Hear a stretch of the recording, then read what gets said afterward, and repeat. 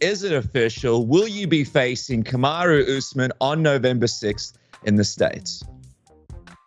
It is official. I've signed my bout agreement. I know Usman signed his side. They paid him finally enough money to come take this ass whooping. So it's going down, and it looks like it's going to happen in Madison Square Garden, November 6th.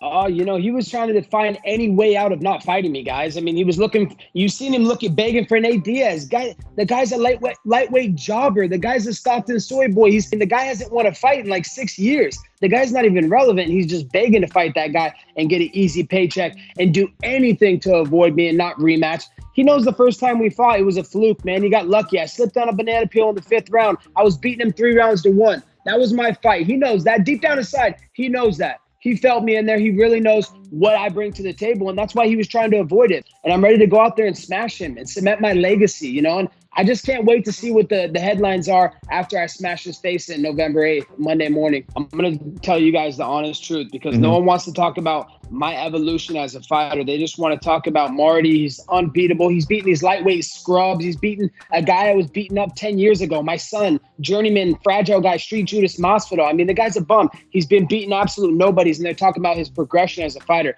They haven't seen a glimpse of my evolution. It was a walk in the park, my last fight with Tyron Woodley, and I didn't even show a glimpse of my evolution. It's been almost a year since then. So, I'm going to completely dismantle Usman on November 6th, and I'm going to show him levels above everybody in this organization. The only fight to make is me and Dustin, the soy boy Soye. That's the only fight, guys. Him and his family, they're Louisiana swamp trash.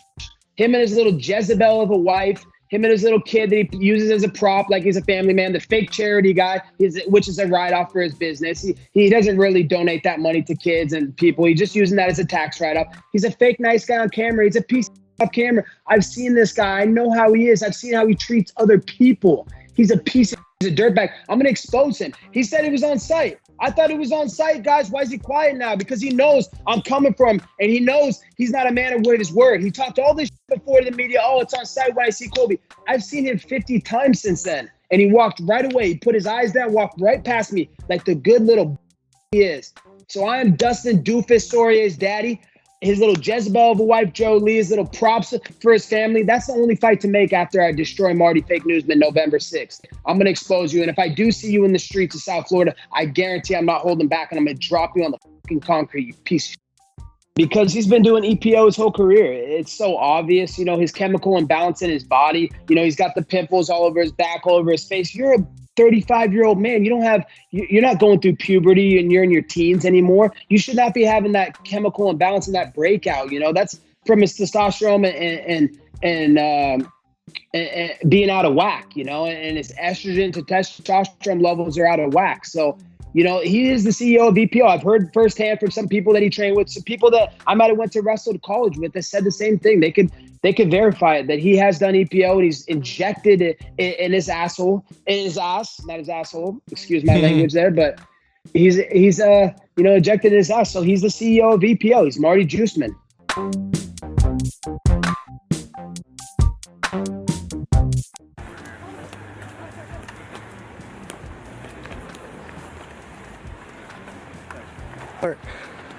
Good to see you, champ.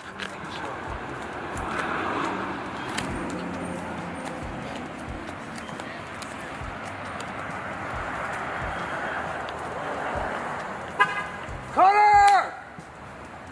Yeah!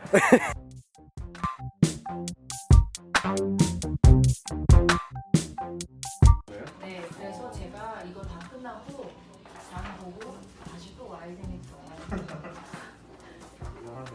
괜찮아요. 절대 안 돼요. 진짜 뭐 모르게 나갈 수 있는 아니면 셔틀 타고 6시에 가시나요? 그런데 뭐 7시까지 전화가 있으면 어떻게 하십니까? 아니면 혹시 혼자 가시나? 아니면 제가 지금 가서 셔틀 타고